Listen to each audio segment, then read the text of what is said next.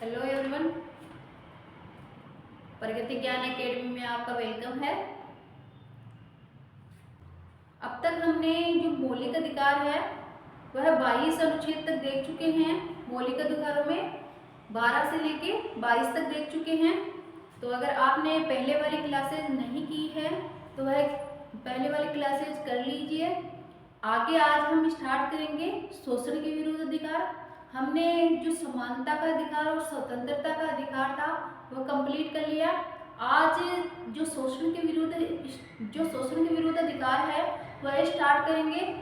तो शोषण के विरुद्ध अधिकार में अनुच्छेद हैं 23 और 24 अनुच्छेद। 23 अनुच्छेद में कहा गया है जो मानव दुर्व्यवहार है एवं बाल श्रम का निरोध किया गया है। जो अनुच्छेद 23 है उसमें मानव दुर्व्यवहार एवं बाल श्रम का निरोध किया गया है। अनुच्छेद 23 के अंदर बेगार प्रथा और जो बंधुआ मजदूर होते थे उनका निरोध किया गया है। तो उसमें है कि जो बेगार प्रथा थी, जो बिना पैसे दिए उनसे काम करवाना बेगार प्रथा है। और बंधुआ मजदूर है, अगर व्यक्ति की इच्छा नहीं है काम करने की और उसे जबरदस्ती काम करवाना। इसमें दो वाक्य हैं, पहला बेगार प्रथा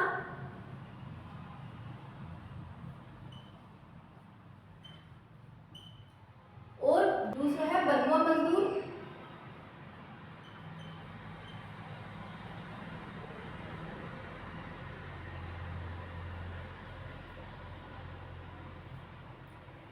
बेगार प्रथा है वह है कि व्यक्ति से काम लेना लेकिन उसके बदले में उसे उसके हिसाब के पैसे ना देना, वह बेगार प्रथा है।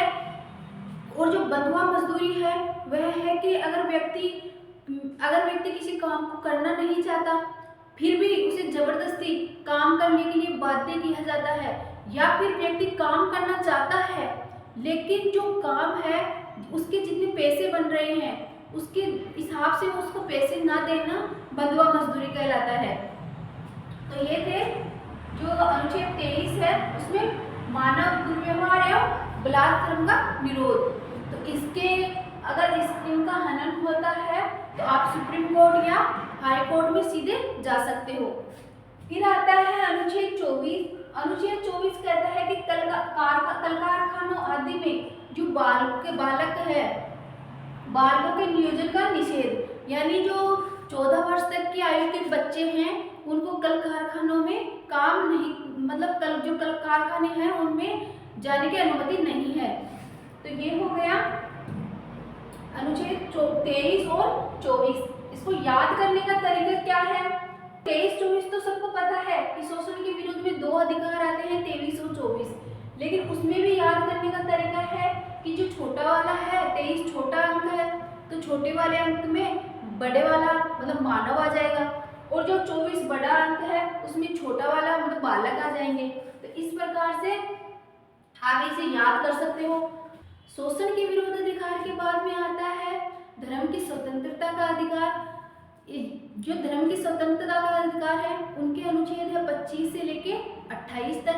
25 में कहा गया है कि अनुच्छेद 25 में कहा गया है कि अंतःकरण की और धर्म को अबाध रूप से मानने, आचरण करने और प्रचार करने की स्वतंत्रता है।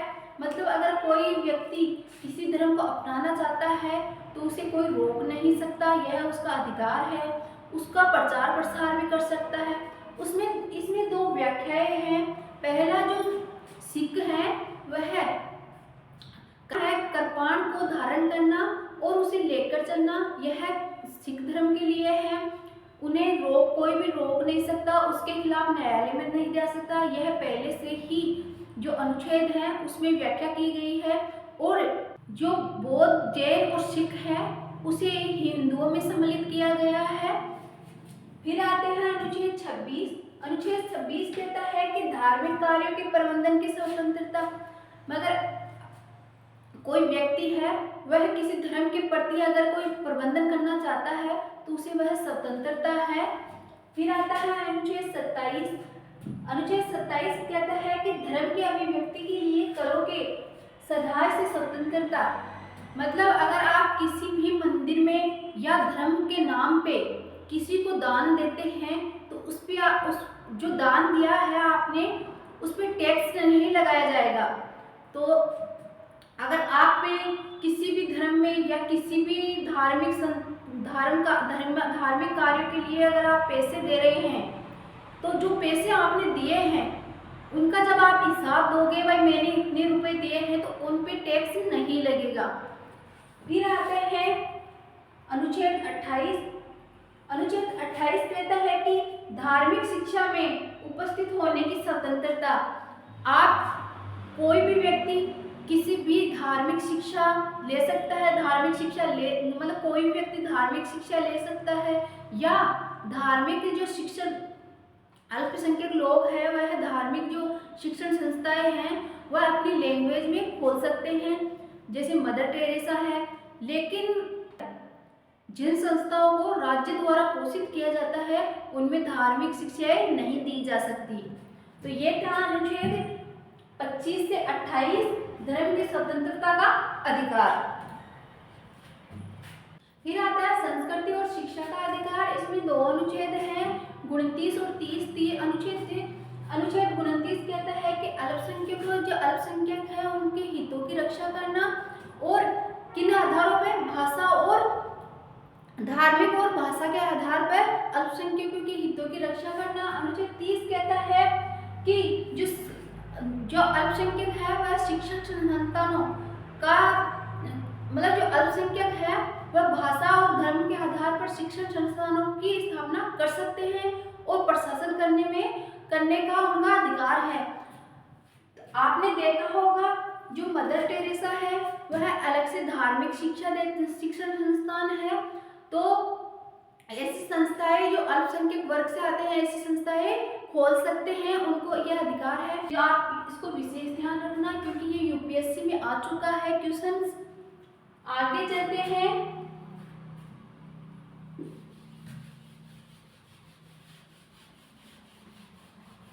अब लास्ट बचा है, लास्ट के अंदर अनुच्छेद जो 31 है, 31 अनुच्छेद निरस्त कर दिया गया है, संपत्ति का अधिकार।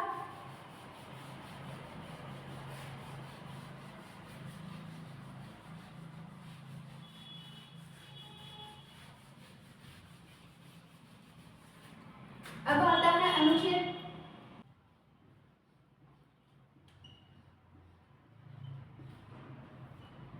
संपत्ति का अधिकार।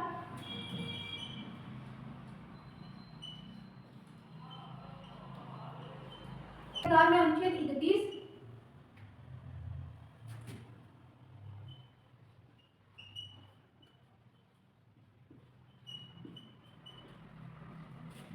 जो कि निरस्त है, इसे 44वें संविधान संशोधन द्वारा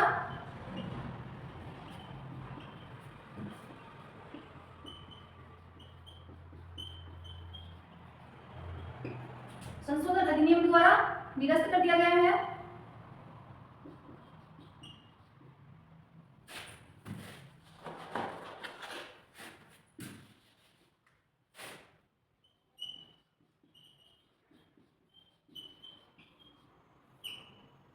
द्वारा निरस्त कर दिया गया है, मतलब निरस्त कब किया गया? 44वें संविधान संशोधन के द्वारा। और कहां पे डाला गया है? भाग 12 में।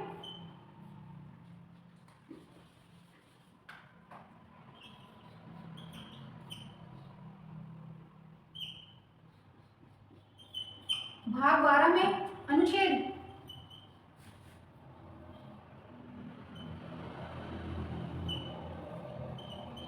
300 में।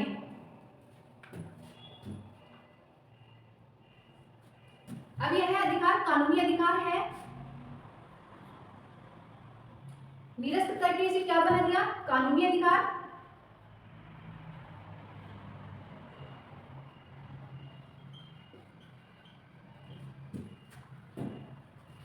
संपत्ति का अधिकार अनुच्छेद 31 में है, निरस्त कर दिया गया है। 44वें संविधान संशोधन द्वारा इसे निरस्त कर दिया गया है और मौलिक अधिकारों से हटाकर इसे कानूनी अधिकार बना दिया गया है। और भाग 12 में अनुच्छेद 300 में इसको रखा गया है जो कि आज कानूनी अधिकार है। ऐसा नहीं है कि इसे समाप्त कर दिया गया है, समाप्त नहीं किया गया, बल्कि भाग 3 से उठा के इसे भाग 12 में रखा गया है। तो ये था भाग मतलब संपत्ति का अधिकार। इसके बाद में आते हैं, फिर आता है अनुच्छेद 32। अनुच्छेद 32 संवैधानिक उपचारों का अधिकार है। अनुच्छेद 32 है जो खुद में एक मतलब खुद का एक रक्षक का कार्य करता है। जो अनुच्छेद जो मौलिक अधिकार है उनमें जो अनुच्छेद आते हैं उनका और स्वयं का रक्षक है। और जो ये डॉक्टर भीमराव अंबेडकर ने कहा है कि ये सबसे महत्वपूर्ण अनुच्छेद है, और जितने भी अनुच्छेद हैं उनमें सबसे महत्वपूर्ण अनुच्छेद है, क्योंकि यह अन्य जो अनुच्छेद है उनकी रक्षा की गारंटी देता है। अंबेडकर जी ने कहा है कि जो एक ऐसा अनुच्छेद है जिसके संविधान में ना होने पे, मतलब अगर ये संविधान में ना हो तो संविधान इसके बिना अर्थविहीन है, मतलब इसका संविधान का कोई अर्थ नहीं है। यह अधिकारों की गारंटी प्रदान करने वाला मौलिक अधिकार है। यह संविधान की आत्मा और हृदय है। तो इस प्रकार से अनुच्छेद 32 है। 32 में पांच प्रकार की रीट है, जो उच्चतम न्यायालय अनुच्छेद 32 के द्वारा और उच्च न्यायालय अनुच्छेद 226 के द्वारा रीट जारी करता है। रीट 5 प्रकार की है: बंदी प्रत्यक्षीकरण, परमादेश, प्रतिषेध, उत्प्रेक्षण और अधिकार परीक्षा। जो बंदी प्रत्यक्षीकरण है, उच्च न्यायालय अन्य न्यायालय को आदेश दे सकता है कि जो भी आपने किसी भी व्यक्ति को आपने हिरासत में रखा है उसे हमारे समक्ष प्रस्तुत कीजिए। फिर आता है परमादेश। परमादेश में है कि जो उच्चतम न्यायालय है वह अन्य न्यायालय को आदेश दे सकता है कि व्यक्ति के खिलाफ या किसी संस्था के खिलाफ जो भी कार्य हो रहा है उसे आप हमारे पास लेके आइए। फिर है प्रतिषेध।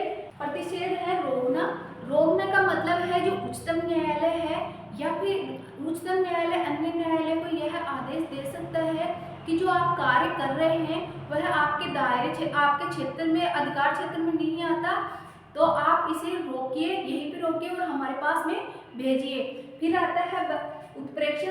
उत्प्रेक्षण का मतलब है उत्प्रेक्षण प्रमाणित होना या सूचना देना, मतलब कि जो न्यायालय है उच्च न्यायालय में जो लंबित मामले हैं और उनकी वह मामले ऐसे मामले जो न्यायालय के दायरे में भी आते हैं, तो न्यायालय उनको पत्र द्वारा या डायरेक्ट अपने पास में मंगवा सकता है। फिर है अधिकार परीक्षा, वारंट या प्राधिकृत जो इसके दायरे में आते हैं। यह था अनुच्छेद 32। 32 में एक और पॉइंट है कि जो संसद है, अभी तो रीट कौन जारी करता है?